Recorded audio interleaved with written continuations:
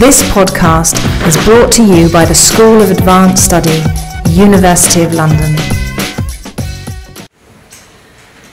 Now, I have a part-time job in the local probation service. I work there one or two days a week, and I type reports on what are called offenders. We're not allowed to call them villains anymore.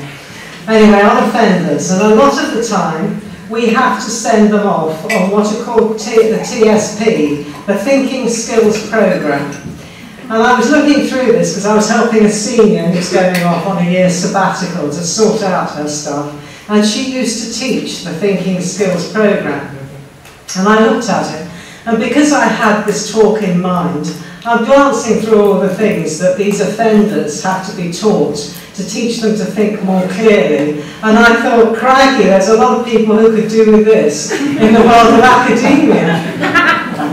The problem is, as they set out very early on, is sorting out the difference between facts, opinions, guesses, and assumptions.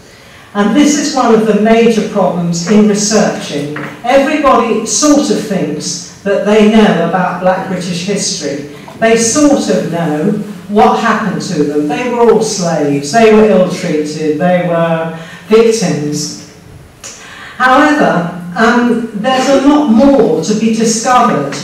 We tend, if we're not careful, to concentrate only on the high-profile cases, the ones that get a lot of coverage, the cases that come to court. And this is partly because they are interesting, they are exciting, but it's partly because they're easy to find. If you do as I do when I set out to do my thesis, I came to this interestingly through family history because, like a lot of people, I have Black ancestry. Mine dates back to the beginning of the 19th century, possibly earlier. And I became interested in this because what I was reading about Black people in Britain did not accord with what I had been finding for years looking in the archives. I saw Black people in the archives. I'm a Londoner. Most of my ancestors are from London. So when I was researching my family history, I found Black people mentioned there all the time. They were not segregated. They weren't treated any differently. They appear in the poor law examinations. In fact, one of my ancestors, one of his children, is buried in the same grave as a Black man. Actually, it's a pauper's grave, which does show you that people were at least treated alike if they were poor. So I started my thesis, and my main aim on this was to recover the experience of ordinary Black people, not the one to whom something exciting had happened, not the one who confirmed the stories that we think we know, but ordinary people. And this was where I came across the first problem. There is no legal definition of a Black person because there was never any legal discrimination against them. They were equal before the law, so there was no need to define who a Black person was. And then when I went through the records, I found there's no distinction between those of African and those of Asian origin, those from the Indian subcontinent. So most of the time, we have no idea where the people came from. These are the words that I found: Black, Blackamoor, Negro, Tawny, of colour, and they vary. Tawny is used both of people who are of mixed origin, of mixed race origin, and also of people from the the Middle East, from the Arab countries. Now, it's possible, of course, that those from the Arab countries did have, because the Arab slave trade has been around much longer than the British. Also, if you find someone, I found people called Indian Negro. Now, again, because of the Arab slave trade, there were, and there still are, communities of people of African origin in India. And there was no way of finding out which was which. People were rarely interested in defining them further. So I set up my database, and these are the sources I used because I very quickly discovered these are the major sources where colour or origin is going to be mentioned. any records that have to do with the poor laws. Now, I've only got 20 minutes. I could spend 20 minutes on the poor laws, but I'm not going to make you sit through it. If you're really, really interested on the position of people and black people and the poor laws, you can read my book, okay? Preferably buying it first, right? So the poor laws were ways of sorting out who had the right to be supported by the parish if they fell on hard times. And because the major way of gaining settlement, as it was called, as support, was through being born in the parish, it was therefore important to record if someone wasn't born in the parish, which is why you get them in the parish registers. Other parish records, of course, like settlement examinations, bastardy examinations, because people got a certain amount of support depending on where their father was born. Massively complicated subject that changed over the years. But those parish records are the major source. Then, of course, you have official descriptions where identification is necessary. The armed forces, for example. And in the 18th century, before photography, the reason that they will tell you that someone is black is so that if he deserted, you could capture him, or to make sure that it was the right person turning up to collect his pay. If you go into the criminal records, and the best is Old Bailey online, you will find there several examples of what's called personation. People imitating or pretending to be one person in order to collect the pay, for example, of a seaman or army pay or things like that. That's quite common. And so you have these descriptions to make sure that it's the right person for identification purposes.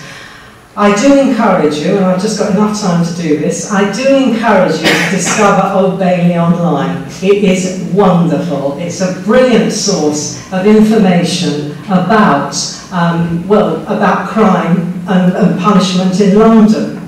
Now, it's online now. I, however, in 2000, when I started this, went through it on film. I read about 10,000, you're nodding, you've been there, you've done it, yep. I went there and I read about 10,000 trials. I didn't read every single word of every single one, but I did go through about 10,000 trials. I found less than 200 cases involving black people, but a lot of the time there isn't any mention that the person, sometimes there is no mention that the person is black. You have to sort of deduce it from other things in the trial. Or occasionally, very often actually, the only indication you get is that one of the witnesses said, like they say quite casually, well, he's a black, or this black did this. Now, if you just put black through the keyword search, you are going to get thousands, I mean literally thousands and thousands of words to check out. So still, the only way to find black people in the records at the Old Bailey is to go through them one by one. And I think that tells us quite a lot about their status in Britain in the 18th century. They turn up there taking their employers to court. They turn up there taking all sorts of people to court. There's a record of a scandalised German. It's not because the people were black, but a scandalised German being taken to see the proceedings at the Old Bailey and saying, this would not be allowed in my country, these lower class people bringing very good people to court. Anyway, the other source that you do get are newspapers, because of course news value. This is something out of the ordinary. What we have to remember is that news does not report the everyday. News reports what is exceptional. It doesn't report what is normal. You don't see in the newspapers, when you open your Metro, you don't see one person being nice to another. It's only a good deed feed. What you do see is horror, nasty things happening, because that is news. But you do in the newspapers get quite a lot of, you know, sort of advertisements of things like, I don't know if you've come across Amelia Harlequin, the mixed race, the albino, the Negro woman with albinism who toured the country. You can find her through the newspaper, so you can track her peregrinations. You can trek people's speakers who came to this country to talk about the horrors of slavery. And then last of all, the sources that you have are images. Images are interesting because they're very, very widely open to interpretation. Now, we all know, of course, because we hear a lot about them, we know the pictures where there is a small black servant and an upper class person, the servant. People write about them endlessly. What you do find a lot less about are things like this. The Westminster Pit. I don't know if you've come across this. Anyway, I'm sure you can see behind the person who's keeping lookout, because whatever they're doing, it's illegal. That's why the guy on the door is keeping lookout. There is someone who is obviously of African origin. A little bit to, God, is it? It's your right. Yep, a bit to your right is another face, someone who might be of African origin, might be of Indian origin. And so we're not sure, but this is the point, that this is what everyday life was like in Westminster. I can tell you this because the largest concentration of people in London in the 18th century is actually in the rich parishes of Westminster.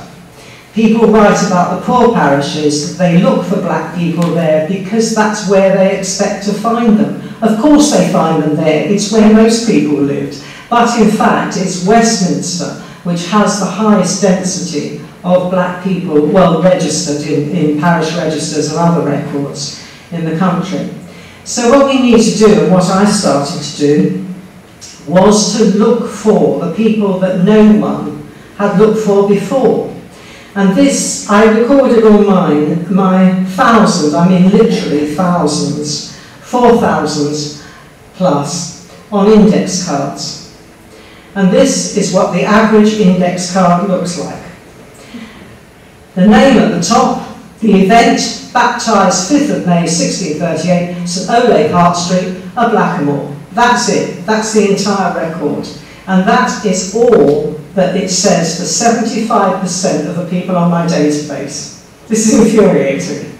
I mean, it's terribly nice for them that they were simply, you know, oh well, here's someone else, you know. But it's irritating for the researcher.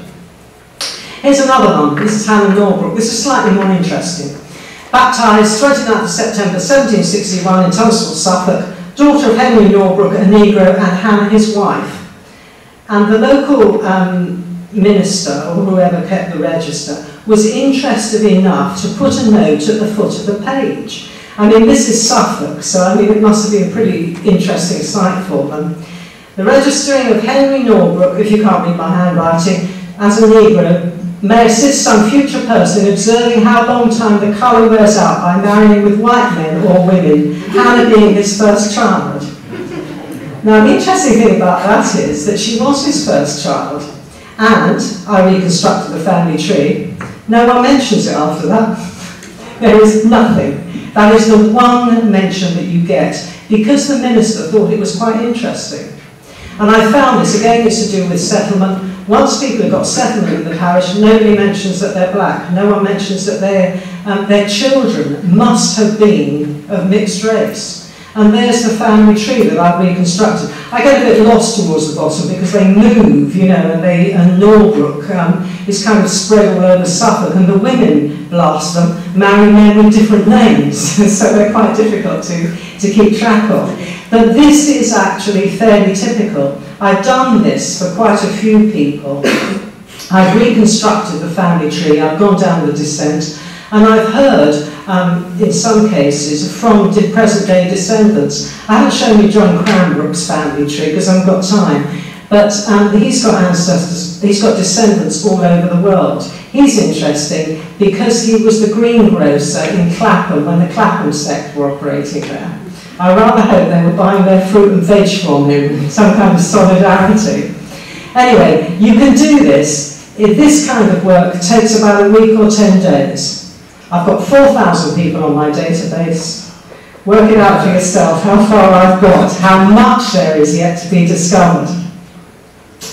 And then we move on to the Victorian period and scientific racism. Oh no, what everybody goes on and on about. Here is a birth certificate.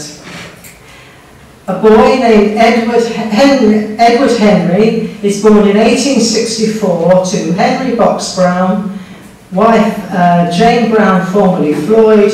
He's a lecturer on mesmerism.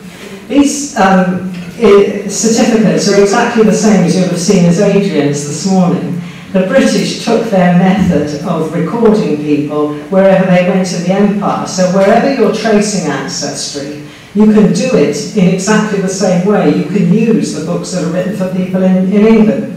Anyway, as a family historian, I would then go on to the census return to see about, well, who is the black person here? We don't know, because there is no indication. Some of you may already know. Here's the 1871 census. From 1851 to 1911, which is the latest census available, what you were asked for was not your ethnic origin. You were asked for your place of birth. So you can see that there is a major problem with this. Now again, we have a look at the household of Henry B. Brown. He is a public lecturer. He is born, you probably can't read this terribly well, in Richmond, Virginia. His wife Jane is born in Cornwall, and they have children born in Stockport, Bristol, Manchester. They also have a servant, Susan Smith, who was born in London. Sorry. Now, some of you may know Henry Box Brown. Those of you who don't, here he is.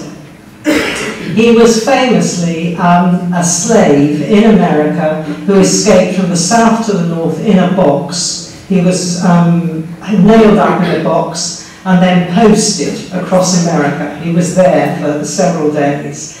Anyway, he came to England, he toured around sort of talking about his life, the horrors of slavery and all the rest of it. And he did this for 25 years in England. You can track him through the newspapers. He appears in a couple of local people's memoirs. But he was too ordinary to be worth mentioning. And he is not someone who's been picked up, although there's a huge amount about his life, or quite a lot to be discovered, because after his initial thing of, talking about the horrors of slavery in America, he then became interested in hypnotism. He did an act with the wife and the kids, He went back to America. We don't know what happened to him after that. So those are the sources that we don't find black people in, if you like, but we do find them. So the challenges that we have when we are tracing black people in England, really right up to the present day almost, is that the entrenched assumptions. We all think we know the story. We all think that the experience was the same in America as it was in Britain. A lot of the early writers made this error, and it's sort of been perpetuated. Not Peter Fry, who was good because he was a journalist, but again Fry goes on, yeah? So very well you're laughing, but he did the difficulty of amassing evidence. Peter Fry did actually amass a huge amount of evidence. What he didn't talk about, though, was what did not fit in with his beliefs and his theories. He doesn't mention that there were thousands, hundreds of thousands of perfectly ordinary people getting on with their lives. He doesn't look for those. He only looks for the interesting stories. There is no clear-cut narrative for most. There are no obvious victims for most. These are better stories. We all want to be victims now, don't we? So we want to look for victims. We want to say these people were enslaved, these people were treated appallingly, da-da-da-da-da. Well, because it's more exciting. You don't get a great deal of, you don't get money, for example, as I know from applying for this, you don't get money from the mainly white sort of middle-class academics who give out grants. You don't get money for, say, black people treated much like everybody else. You only get money if you can give a nice, strong, rousing, rebel-rousing cry, call to arms. So having done that, let me give a call to arms to all of you. There is a huge, huge amount to be discovered still about ordinary people getting on with their ordinary lives, living quiet, unremarkable lives, who have, as somebody said this morning, probably left descendants among us. How many of you know who your descendants were in the 18th century? Maybe you have some surprises there. Thank you very much.